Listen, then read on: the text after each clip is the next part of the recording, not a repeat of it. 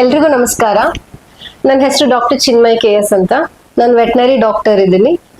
ಇಲ್ಲಿ ಬಳ್ಳಾರಿನಲ್ಲಿ ಸುಮಾರು 5 ವರ್ಷದಿಂದ ಪೆಟ್ ವರ್ಲ್ಡ್ ಕ್ಲಿನಿಕ್ ಅಂತ ಹೇಳಿ ಅಲ್ಲಿ ಪ್ರೈವೇಟ್ ಪ್ರಾಕ್ಟೀಸ್ ಮಾಡ್ತಾ ಇದ್ದೀನಿ.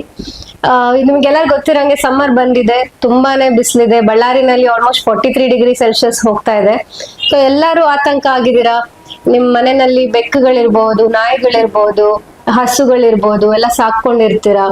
ನಾವೇ ಇಷ್ಟು ಬಿಸಿಲಿಗೆ ಬಳಲ್ತಾ ಇದ್ದೀವಿ, ಅನಿಮಲ್ಸ್ ಏನಪ್ಪ, ನಮ್ ಪೆಟ್ನ ಹೆಂಗಪ್ಪ ಕಾಪಾಡ್ಕೊಳ್ಳೋದು, ಏನಪ್ಪ ಮಾಡೋದು, ಯಾರಾದ್ರೂ ಏನೋ ಹೇಳಿದ್ರೆ ಚೆನ್ನಾಗಿರುತ್ತೆ ಅಂತ ನಿಮ್ಗೆ ಅನ್ಸ್ತಾ ಇರುತ್ತೆ. ಸೊ ನಾನು ಈ ವಿಡಿಯೋ ಮೂಲಕ ನಿಮ್ಗೆ ಒಂದು ಟಿಪ್ಪಣಿ ತರ ಹೇಳ್ತೀನಿ, ಸಣ್ಣದಾಗಿ ಫಸ್ಟ್ ಏಡ್ ತರ ಇರ್ಬೋದು, ಅಥವಾ ನಿಮ್ಮ ಅನಿಮಲ್ಸ್ ನೀವು ಕಾಪಾಡ್ಕೊಳ್ಳೋದು, ಬಿಸಿಲಿಂದ ಹೆಂಗೆ ಕಾಪಾಡ್ಕೊಳ್ಳೋದಂತ ಬೇಸಿಕ್ ಟಿಪ್ಸ್ ಹೇಳಲಿಕ್ಕೆ ಇಷ್ಟಪಡ್ತೀನಿ ಈ ವಿಡಿಯೋ ಮೂಲಕ.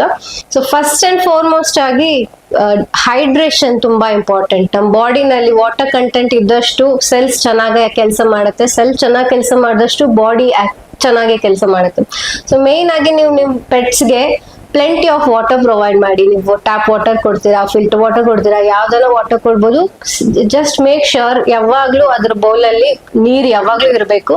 ಆದಷ್ಟು ಸ್ವಲ್ಪ ಕೂಲ್ ಇದ್ರೆ ಒಳ್ಳೇದು. ವಾರ್ಮ್ ಆಗ್ತಿದ್ರೆ ಅವಾಗ ನೀರ್ ಚೇಂಜ್ ಮಾಡ್ತಾ ಇರಿ. ಅದು ಕುಡಿತಿದೆ ಅನ್ನೋದು ಒಂದು ಗಮನ ಇಡಿ, ಯಾಕಂದ್ರೆ ಅದು ಹೈಡ್ರೇಷನ್ ಇಂಪಾರ್ಟೆಂಟ್. ಸೊ ಅದು ನೀರ್ ಕುಡಿಯೋದ್ರ ಬಗ್ಗೆ ಗಮನ ಕೊಡಿ. ಮೇನ್ ಆಗಿ ಏನಕ್ಕಪ್ಪ ಅಂದ್ರೆ ಇವಾಗ ನಿಮ್ಗೆಲ್ಲ ಮೆಕ್ಯಾನಿಸಮ್ ಗೊತ್ತೇ ಇದೆ. ಬೇಸಿಕ್ ಆಗಿ ನಾವು ಬೆವರು ಬರುತ್ತೆ ನಮಗೆ ಬಾಡಿನಲ್ಲಿ. ಬೇಸಿಕ್ಲಿ ಸಮ್ಮರ್ ಅಲ್ಲಿ ಟೆಂಪರೇಚರ್ ರೆಗ್ಯುಲೇಟ್ ಆಗೋದು ಸ್ವೆಟ್ ಇಂದ. ನಾವು ನೀರು ಪದೇ ನೀರು ಕುಡಿತೀವಿ, ಸ್ವೆಟ್ ಇಂದ ಹೋಗ್ತಾನೆ ಇರುತ್ತೆ ವಾಟರ್ ಕಂಟೆಂಟ್ ಬಾಡಿನಿಂದ. ಆದ್ರೆ ಡಾಗ್ಸ್ ಅಲ್ಲಿ ಆತರ ಹೋಗಲ್ಲ. ಅವಕ್ಕೆ ಸ್ವೆಟ್ ಗ್ಲ್ಯಾಂಡ್ಸ್ ಇರೋದಿಲ್ಲ, ಪಾಸ್ ಅಲ್ಲಿ ಇರುತ್ತೆ. ಪಾಸ್ ವೆಟ್ ಆಗ್ತಾ ಇರುತ್ತೆ. ಫಸ್ಟ್ ಅಂಡ್ ಫಾರ್ಮೋಸ್ಟ್ ಆಗಿ ಹೈಡ್ರೇಷನ್ ತುಂಬಾ ಇಂಪಾರ್ಟೆಂಟ್. ನಿಮ್ಮ ಪೆಟ್ಸಿಗೆ ಯಾವಾಗ್ಲೂ ನೀರ್ ಕೊಡಿ. ಒಂದು ಬೌಲ್ ಅಲ್ಲಿ ಯಾವಾಗ್ಲೂ ನೀರ್ ತುಂಬಿಟ್ಟಿರಿ. ಫಿಲ್ಟರ್ ವಾಟರ್ ಅನ್ನ ಕೊಡಿ, ಟ್ಯಾಪ್ ವಾಟರ್ ಅನ್ನ ಕೊಡಿ. ಯಾವಾಗ್ಲೂ ಮೇಕ್ ಶೋರ್ ಅದು ಚೆನ್ನಾಗಿ ನೀರ್ ಕುಡಿತಿದೆ ಅನ್ನೋದು ಮೇಕ್ ಶೋರ್ ಮಾಡಿ. ನಮ್ ತರ ಅವಕ್ಕೆ ಸ್ವೆಟ್ ಗ್ಲ್ಯಾಂಡ್ಸ್ ಇರಲ್ಲ, ಸೊ ಸ್ವೆಟ್ ಬರಲ್ಲ. ಟೆಂಪರೇಚರ್ ರೆಗ್ಯುಲೇಟ್ ಆಗ್ಲಿಕ್ಕೆ ಯಾವಾಗ್ಲೂ ಕ್ಲೀನ್ ಆಗಿಡಿ. ನೀವು ಬೇಕಾದ್ರೆ ಸಾಧ್ಯವಾದಷ್ಟು ದಿನದಲ್ಲಿ 2-3 ಸರಿ ಕ್ಲೀನ್ ಮಾಡೋದಿರ್ಬೋದು, ನೀರಲ್ಲಿ ಅದನ್ನ ಅದ್ದೋದಿರ್ಬೋದು. ಸೊ ನ ಯಾವಾಗ್ಲೂ ಕೂಲ್ ಆಗಿಟ್ಟಿರಿ. ಕೂಲ್ ಇದ್ರೆ ಬಾಡಿ ಕೂಲ್ ಇರುತ್ತೆ. ಸೊ ಅದು ಒಂದು ಇಂಪಾರ್ಟೆಂಟ್ ವಿಷಯ.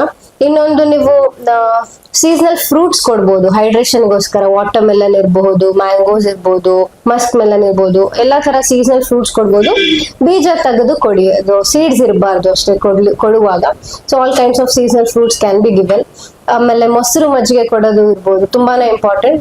ಸಾಲ್ಟ್ ಎಲ್ಲ ಹಾಕ್ಬೇಡಿ, ಉಪ್ಪೆಲ್ಲ ಇರಬಾರ್ದು. ಪ್ಲೇನ್ ಮೊಸರು ಅಥವಾ ಪ್ಲೇನ್ ಬಟರ್ ಮಿಲ್ಕ್ ಕೊಡ್ಬೋದು ನೀವು. ಅದರ್ ದನ್ ದಟ್ ಫುಡ್ ಅಲ್ಲಿ ನೀವು ಡಾಗ್ ಫುಡ್ ಕೊಡ್ತೀರಾ, ಕಮರ್ಷಿಯಲ್ ಡಾಗ್ ಫುಡ್ ಕೊಡ್ತೀರಾ ಅಂತ ಇರ್ಬೋದು, ಇಲ್ಲ ಹೋಮ್ ಫುಡ್ ಕೊಡ್ತೀರಾ ಅಂತ ಇರ್ಬೋದು. ಹೋಮ್ ಫುಡ್ ಕೊಡ್ತೀರಾ ಅಂದ್ರೆ ಮೊಸರು ಮಜ್ಜಿಗೆ ಆಡ್ ಮಾಡೋದು ಒಳ್ಳೇದು. ಕಮರ್ಷಿಯಲ್ ಫುಡ್ ಅಂದ್ರೆ ಡ್ರೈ ಫುಡ್ ಕೊಡ್ತಿರ್ತೀರಾ ಯೂಶಲ್ ಆಗಿ. ಸಮ್ಮರ್ ಟೈಮ್ ಅಲ್ಲಿ ವೆಟ್ ಫುಡ್ ಕೊಡೋದು, ಗ್ರೇವಿ ಅಂತ ಏನ್ ಬರುತ್ತೆ, ವೆಟ್ ಫುಡ್ ಕೊಡೋದು ಸ್ವಲ್ಪ ಒಳ್ಳೇದು ಅಂತ. ಯಾಕಂದ್ರೆ ವೆಟ್ ಇರುವಾಗ ಬಾಡಿ ಈಸಿಯಾಗಿ ಆಕ್ಸೆಪ್ಟ್ ಮಾಡ್ತಾ ಹೋಗುತ್ತೆ. ಸೊ ಅದು ಎರಡನೇ ವಿಷಯ. ಇನ್ನೊಂದು ಬಂದು ಹೀಟ್ ಸ್ಟ್ರೆಸ್. ಎರಡನೇ ವಿಷಯ ಹೀಟ್ ಸ್ಟ್ರೆಸ್.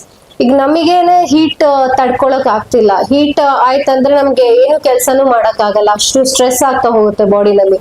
ಸೊ ಪೆಟ್ಸ್ ಅಲ್ಲಿ ಏನಪ್ಪಾ ಆಗುತ್ತೆ ಅಂದ್ರೆ ಹೀಟ್ ಇದ್ದಷ್ಟು ಬಾಡಿ ಸ್ಟ್ರೆಸ್ ಹೋಗುತ್ತೆ. ಸ್ಟ್ರೆಸ್ ಹೋಯ್ತಂದ್ರೆ ಕಾರ್ಟಿಸಾಲ್ ಲೆವೆಲ್ಸ್ ಅಂತ ಹೇಳ್ತೀವಿ, ಕಾರ್ಟಿಸಾಲ್ ಹಾರ್ಮೋನ್. ಅದು ಸ್ಟ್ರೆಸ್ ಹಾರ್ಮೋನ್ ಜಾಸ್ತಿ ಆದಷ್ಟು ಬಾಡಿ ಕೆಲಸ ಮಾಡೋದು ಕಡಿಮೆ ಮಾಡುತ್ತೆ, ಇಮ್ಯುನಿಟಿ ಡೌನ್ ಆಗುತ್ತೆ. ಅಂತ ಟೈಮಲ್ಲಿ ಇಮ್ಯೂನ್ ಸಿಸ್ಟಮ್ ಡೌನ್ ಆಯ್ತಂದ್ರೆ ಎಲ್ಲಾ ಕಾಯಿಲೆಗಳು ಕಾಣಿಸ್ಕೊಳಕ್ ಶುರು ಮಾಡುತ್ತೆ. ಸೊ ನಮ್ಮ ಪೆಟ್ಸ್ ಹೆಲ್ದಿ ಆಗಿರ್ಬೇಕು, ಸಮ್ಮರ್ ಅಲ್ಲಿ ಏನು ಕಾಯಿಲೆ ಬರಬಾರ್ದಪ್ಪ, ಆರಾಮಾಗಿ ಆಟಾಡ್ಕೊಂಡಿರ್ಬೇಕು ಅಂದ್ರೆ ಮೇನ್ ಆಗಿ ಅದಕ್ಕೆ ಹೀಟ್ ಬಾಡಿ ಟೆಂಪರೇಚರ್ ಏನಿದೆ ಅದು ಕೂಲ್ ಆಗಿರೋಂಗೆ ನೋಡ್ಕೋಬೇಕು. ಅದಕ್ಕೆ ನೀವ್ ಏನ್ ಮಾಡ್ಬೇಕಂದ್ರೆ ಆದಷ್ಟು ಅದನ್ನ ಶೇಡಿ ಏರಿಯಾಸ್ ಅಲ್ಲಿ, ನೀವು ಮನೆ ಒಳಗಡೆ ಫ್ಯಾನ್ ಹತ್ರ ಇರ್ಬೋದು, ಕೂಲರ್ ಇರ್ಬೋದು, AC ಇರ್ಬೋದು, ಅದ್ ಯಾವಾಗ್ಲೂ ಇಟ್ಟಿರಿ ಅಂತ ಹೇಳಲ್ಲ, ಆದಷ್ಟು ಅದು ಕೂಲ್ ಆಗಿರೋಂಗೆ ನೋಡ್ಕೊಳ್ಳಿ. ಶೇಡಿ ಏರಿಯಾದಲ್ಲಿ ಇಡೋದು, ಒಟ್ಟು ತಂಪಿರ್ಬೇಕು ಅದಕ್ಕೆ. ನಿಮ್ ನೆಲದ ಮೇಲೆ ಅವಾಗ ನೀರ್ ಹೊಡಿಯೋದಿರ್ಬೋದು, ಇಲ್ಲ ಮಾಪ್ ಮಾಡ್ಸೋದಿರ್ಬೋದು, ಆ ತರ ಮಾಡಿ. ಸೊ ಇರೋ ಸರೌಂಡಿಂಗ್ ಏನಿದೆ ಯಾವಾಗ್ಲೂ ತಂಪಾಗಿರೋ ಹಂಗೆ ನೋಡ್ಕೊಳ್ಳಿ. ಅವಾಗ ಹೀಟ್ ಸ್ಟ್ರೆಸ್ ಅಷ್ಟು ಆಗೋದಿಲ್ಲ. ಹೀಟ್ ಇಲ್ಲ ಅಂತಂದ್ರೆ ಆರಾಮಾಗಿ ಆಟಾಡ್ಕೊಂಡು ಇರ್ತವೆ. ಸೊ ಮೂರನೇದಾಗಿ ಎಕ್ಸರ್ಸೈಸ್. ನಿಮ್ಮ ಹತ್ರ ವರ್ಕಿಂಗ್ ಡಾಗ್ಸ್ ಇರ್ಬೋದು, ಗಾರ್ಡಿಂಗ್ ಡಾಗ್ಸ್ ಇರ್ಬೋದು, ಅಥವಾ ಬೇಸಿಕ್ ಆಗಿ ಯಾವುದೇ ಪೆಟ್ ಆಗ್ಲಿ ಅದಕ್ಕೆ ಎಕ್ಸರ್ಸೈಸ್ ಅಥವಾ ಓಡಾಟ ಆಕ್ಟಿವಿಟಿ ಅನ್ನೋದು ಇಂಪಾರ್ಟೆಂಟ್. ಸೊ ನೀವು ಹೆಂಗಪ್ಪ ಇವಾಗ ಈ ಬೇಸಿಗೆಯಲ್ಲಿ ವಾಕಿಂಗ್ ಎಲ್ಲ ಹೆಂಗೆ, ರನ್ನಿಂಗ್ ಎಲ್ಲ ಹೆಂಗೆ ಅಂತ ಯೋಚನೆ ಮಾಡ್ತಿದ್ರೆ ಆದಷ್ಟು ಬೆಳಗ್ಗೆ 10 ಗಂಟೆ ಒಳಗೆ, ಯಾವಾಗ ಕೂಲ್ ಆಗಿರುತ್ತೆ. ಬಳ್ಳಾರಿನಲ್ಲಿ 9 ಗಂಟೆಗೆಲ್ಲ ತುಂಬಾನೇ ಬಿಸಿಲಾಗ್ಬಿಡುತ್ತೆ. ಸೊ ಆದಷ್ಟು 9 ಗಂಟೆ ಒಳಗೆ ಸಂಜೆ 5 ಗಂಟೆ ಮೇಲೆ ವಾಕಿಂಗ್ ಕರ್ಕೊಂಡು ಹೋಗೋದು, ರನ್ನಿಂಗ್ ಕರ್ಕೊಂಡು ಹೋಗೋದು ಒಳ್ಳೇದು ಅಂತ ನಾನು ಹೇಳ್ತೀನಿ. ಒಟ್ಟು ತಂಪಾದ ವಾತಾವರಣದಲ್ಲಿ ವಾಕಿಂಗ್ ಮಾಡಿಸ್ಬೋದು, ಎಕ್ಸರ್ಸೈಸ್ ಮಾಡಿಸ್ಬೋದು. ಫೀಡಿಂಗ್ ಕೂಡ ಅಷ್ಟೇ, ಟೆಂಪರೇಚರ್ ಜಾಸ್ತಿ ಆದಷ್ಟು ನಮ್ಮ ಬಾಡಿಯಲ್ಲಿರೋ ಎನ್ಸೈಮ್ಸ್ ಅಷ್ಟು ಕೆಲಸ ಮಾಡೋದಿಲ್ಲ. ಸೊ ಫೀಡಿಂಗ್ ಕೂಡ ಆದಷ್ಟು ಕೂಲ್ ಅವರ್ಸ್ ಅಲ್ಲಿ ಕೊಡೋದು ಒಳ್ಳೇದು. ಸಮ್ಮರ್ ಅಲ್ಲಿ ಆದಷ್ಟು ಅದು ಫ್ಲೂಯಿಡ್ ಮೇಲೆ ಡಿಪೆಂಡ್ ಆಗುತ್ತೆ ಬಾಡಿ, ಹಸುವೆನು ಕಡಿಮೆ ಆಗ್ತಾ ಹೋಗುತ್ತೆ. ಸೊ ಅದು ಚೆನ್ನಾಗಿ ತಿನ್ಬೇಕನ್ನ ಇತ್ತಂದ್ರೆ ಬೆಟರ್ ಅದನ್ನ ನೀವು ಕೂಲ್ ಅವರ್ಸ್ ಅಲ್ಲಿ, ಅಂದ್ರೆ ನಾನು ಹೇಳ್ದಂಗೆ ವಾಕಿಂಗ್ ಯಾವಾಗ 9 ಗಂಟೆ ಒಳಗೆ ಕರ್ಕೊಂಡು ಹೋಗ್ಬೇಕಂತ ಹೇಳಿದ್ರೆ ವಾಕಿಂಗ್ ಮುಂಚೆ ಇರ್ಬೋದು, ಇಲ್ಲ ವಾಕಿಂಗ್ ಆದ್ಮೇಲೆ ಇರ್ಬೋದು, ಊಟ ಕೊಡೋದಿರ್ಬೋದು. ತದನಂತರ ಈವ್ನಿಂಗ್ ಸಂಜೆ ಸಮಯದಲ್ಲಿ ವಾಕಿಂಗ್ ಆದ್ಮೇಲೆ ಊಟ ಕೊಡೋದು ಒಳ್ಳೇದು. ಅವಾಗ ಹಸುವೆನು ಜಾಸ್ತಿ ಇರುತ್ತೆ, ಚೆನ್ನಾಗಿ ಆಕ್ಸೆಪ್ಟ್ ಮಾಡುತ್ತೆ ಫುಡ್ ನ. ಆವಾಗ್ಲೇ ಹೇಳ್ದಂಗೆ ವೆಟ್ ಫುಡ್ ಕೊಡೋದು ಒಳ್ಳೇದು ಅಂತ ನಾನು ಹೇಳ್ತೀನಿ. ಇನ್ನೊಂದು ವಿಷಯ ಅಂದ್ರೆ ಬಾಡಿ ಟೆಂಪರೇಚರ್ ಮೇಂಟೈನ್ ಮಾಡೋದ್ರಲ್ಲಿ ಸ್ನಾನ ತುಂಬಾ ಇಂಪಾರ್ಟೆಂಟ್ ಡಾಗ್ಸ್ ಅಲ್ಲಿ. ನಾನು ಯೂಶಲಿ ಎಲ್ಲರಿಗೂ ಹೇಳ್ತಾ ಇರ್ತೀನಿ 2 weeks ಒನ್ಸ್ ಮಾಡಿ ಸಾಕಾಗತ್ತೆ ಅಂತ. ಸಮ್ಮರ್ ಅಲ್ಲಿ ನೀವು ವೀಕ್ಲಿ ಒನ್ಸ್ ಮಾಡ್ಬೋದು. ಶಾಂಪೂ ಅವಾಯ್ಡ್ ಮಾಡಿ ಜಸ್ಟ್ ಪ್ಲೇನ್ ವಾಟರ್ ಅಲ್ಲಿ ವಾಶ್ ಮಾಡೋದ್ರಿಂದ ಬಾಡಿ ಟೆಂಪರೇಚರ್ ಕೂಲ್ ಆಗಿರುತ್ತೆ. ಸೊ ಅದು ಒಂದು. ಸೊ ಇನ್ನೊಂದು ಪಾಯಿಂಟ್ ಅಂದ್ರೆ ಗ್ರೂಮಿಂಗ್ ತುಂಬಾ ಇಂಪಾರ್ಟೆಂಟ್ ಪೆಟ್ಸಿಗೆ. ನೀವು ಕೂದಲು ತಗ್ಸೋದಿರ್ಬೋದು ಅಥವಾ ರೆಗ್ಯುಲರ್ ಕೂಂಬಿಂಗ್ ಇರ್ಬೋದು. ಪೆಟ್ಸಿಗೆ ಸಪರೇಟ್ ಆಗಿ ಕೂಮ್ಸ್ ಬರುತ್ತೆ, ಅದನ್ನ ನೀವು ರೆಗ್ಯುಲರ್ ಆಗಿ ಕೂಮ್ ಮಾಡೋದ್ರಿಂದ ಸರ್ಕ್ಯುಲೇಷನ್ ಇಂಪ್ರೂವ್ ಆಗುತ್ತೆ. ಸರ್ಕ್ಯುಲೇಷನ್ ಇಂಪ್ರೂವ್ ಆಗೋದ್ರಿಂದ ಹೀಟ್ ರೆಗ್ಯುಲೇಟ್ ಆಗುತ್ತೆ ಬಾಡಿನಲ್ಲಿ. So that is another important point. So basic ಕಾಯಿಲೆಗಳಿಗೆ ಬಂದ್ರೆ ಇದು ಹೀಟ್ ಸ್ಟ್ರೆಸ್ ಅಲ್ಲಿ ಹೇಳಿದೆ, ಬಾಯಿ ಓಪನ್ ಮಾಡಿ ಉಸಿರಾಡೋದಿರಬಹುದು. ನಮ್ದು ಇದು ಮೂಗಿನ ಭಾಗ ಏನಿದೆ ನಿಮ್ ಪೆಟ್ಟದು ಡ್ರೈ ಆಗ್ತಾ ಹೋಗುತ್ತೆ. ಸೊ ಡ್ರೈ ಆಗ್ತಿದೆ ಅಂದ್ರೆ ಅದು ಹೀಟ್ ಅಲ್ಲಿ ಇದೆ, heat I mean body temperature ಜಾಸ್ತಿ ಆಗ್ತಾ ಇದೆ ಅಂತ ಅರ್ಥ.